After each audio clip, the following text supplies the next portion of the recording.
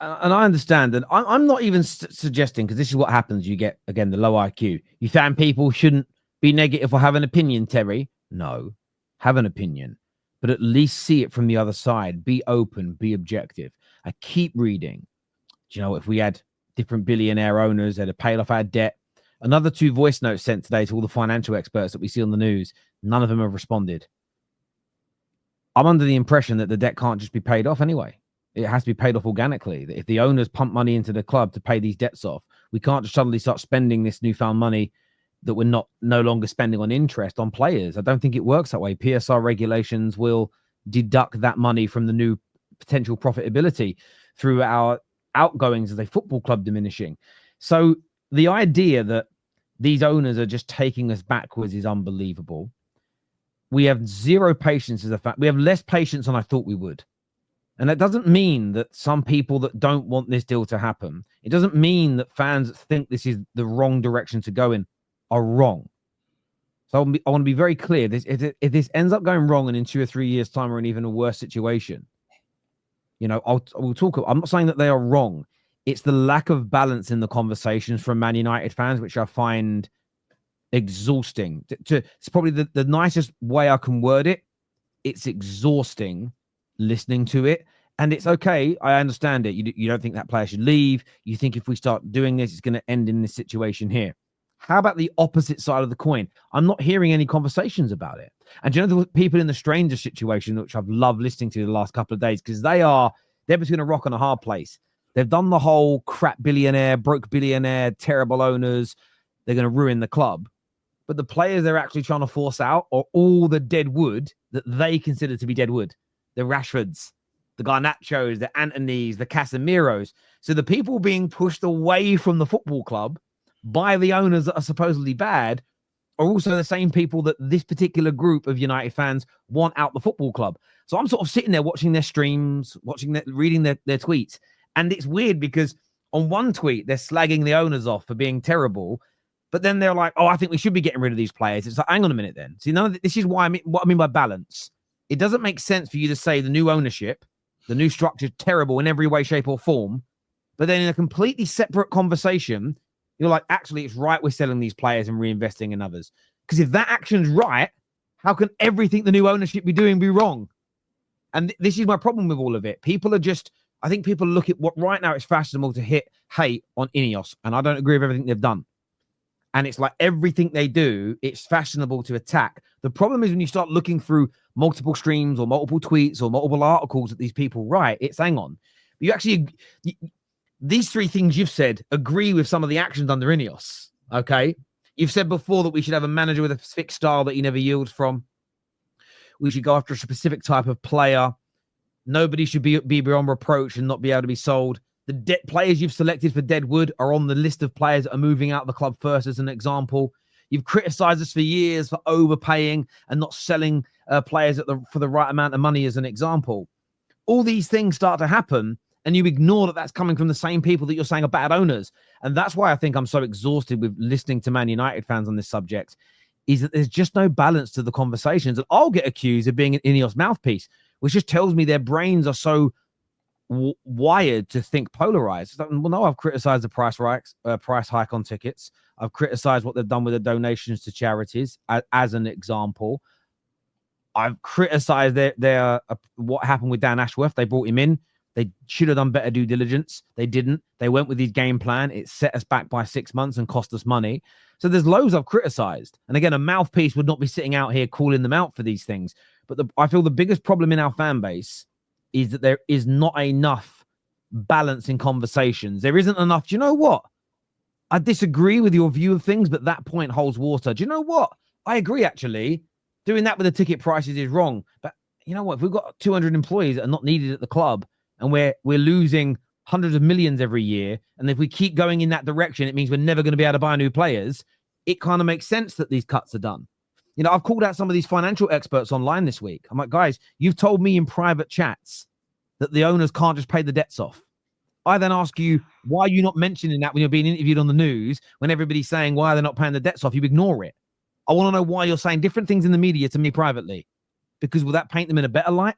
And I just feel like honest conversations need to be had. good, bad, or indifferent. And I just don't feel that's happening right now at Manchester United, and it's painful. We'll come back to United in a minute, though. When it comes to Chelsea, Lawless, how do you think this? Do you think Garnacho will improve them, or do you think they're better off spending that money on a new goalkeeper, on a goal scorer like Victor Osimhen? How do you see that personally? Yeah, like listen, I'm not saying it'd be a bad addition to Chelsea or anything, but for 60 million pounds, I just don't get it. I don't get it at all. I think they've got enough young players that don't necessarily they aren't starved for youth like we are, for example. You know, they need some to come in and get some proven quality for that price. So that doesn't represent any sort of sensible value for Chelsea. Like their whole model, a lot of the time, has been buying young players and improving their value and selling them if they're not for more, making profit. I don't see how they make profit on Garnacho. I don't see how Garnacho elevates them and gets them closer to a title as much as he may strengthen them in depth in that position. So, yeah, I think they'd be much better off spending that on a striker and then a goalkeeper, putting that money in that regard and looking at players that you know will come in. Not someone with potential. I think they need players that they know are proven. And Garnacho, like I said, he could get better, but right now, in his current form, he's not the guy that's going to come in and transform Chelsea and make them clinch top four, and then push them next season into a title race and maybe get them over the line in that. So I don't understand it at all. I would love to know the logic and reasoning behind it because 60 million. And again, I don't know what they're doing in terms of PSR and FFP right now because they're surely going to run out of things they can sell like at this rate. So this to me is going to push them closer to that line and maybe limit them in terms of other areas they can spend. And if they miss out on top four this season, financially, it's going to be very tight. So I get why I think some Chelsea fans are overreacting, saying he's a bum, he's trash, blah blah blah. Don, but I get why Chelsea fans would be against this. If he was cheaper, like 20 million or something, yeah, 60 million. CFC Gamer says, I'm disappointed in Maresca because the fact that he is allowing this to happen is worrying. Would you put this on Enzo Maresca as per the comment here? Well, he's a head coach, isn't he? Right? They've got head coach model. I don't think you can put it so much on Maresca. I think you have to put it on the sporting directors and the recruitment and all of that sort of thing. But at the same time, I don't know how much involved he is in terms of them where he can give his okay or not. Maresca should, if he's smart, be saying, come on, look, I can't see him improving our team. We could spend this 60 mil elsewhere. If he's just, saying, yeah, let's do it, then yeah. But this is the problem. We don't know these conversations. We don't know if he's being pushed on Maresca. That's what I would like to find out. Maybe some of the Chelsea insiders will know, but I don't think he can. He's not by far the main one to blame, but he probably should be doing more to prevent it and speak out. I'd say. Yeah, I think it's more on the sporting directors. If I'm being honest, yeah. I don't understand how Chelsea fans can be blaming him. We still live in this weird world where we think that managers, by and large, run football clubs. They may have, and we even get confused about what these vetoes mean. So a manager might have a veto that you can use on one transfer, maybe two transfers in a season where they can say, do you know what? I can say no to one or two, but typically speaking, Liverpool buy their players, City buy their. We know this. Pep's told us 100 times. City buy the players. He may have an input. He may get sent a list of these are the three that you can choose between. And maybe Maresca's had that. Maybe he's been given a list of these are the three players. And maybe on top of that list is Garnacho but we don't know what that list looks like as an example. So I do put it on the sporting stroke footballing directors. I wouldn't personally, if I was a Chelsea fan, be blaming him. Strasbourg Steve here says, wouldn't be spending that much on Garnacho. Personally, I would go for, is that pronounced Zagrova from Lille for a similar price. So I always trust Steve because Steve genuinely watches a lot of football from other leagues. I don't. So I'm not too familiar, but I'll trust him because he's got very good ball knowledge on other leagues, especially when it comes to League A. He loves that shit. He genuinely loves that shit. So wow. I'll take you on that. Let's see what a few other people here are saying. Why is it such a story? I don't know, Twisted. You have to. Oh, I'd like, rather than you asking questions, I'd love to hear your opinion, my friend, on something for once, rather than just questions all the time, please. Why is it such a story? It's a massive story. Yeah. Goldbridge crying every day about Garnacho. He thinks we should get 75 million. And listen, that's a fair opinion because he clearly rates Garnacho. And I've seen some of Mark's content, and a lot of what he says holds water. However, I just don't believe the doom and gloom is as big as people think. And I also understand if we get rid of him and the rumors today are true, so let's go by if the rumors are true, James, and we go and sign Cunha and we get Diblin. So we say those are the two. And we start playing better and we start winning more. Do you know how many people are going to be talking about Garnacho come the end of the season?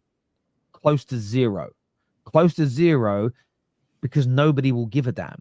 So as much that's why I'm looking at it and remaining as level-headed as possible, because I know that if we get worse, people will kick off, and they may be right. And I'll be like, do you know what? My gut feeling said I'd like to keep Garnacho. This is right. If we get better, then everyone that's going crazy right now is going to have egg on their face. And I sometimes feel as fans, we don't need to put ourselves in that position. I think we can just remain objective for a period of time.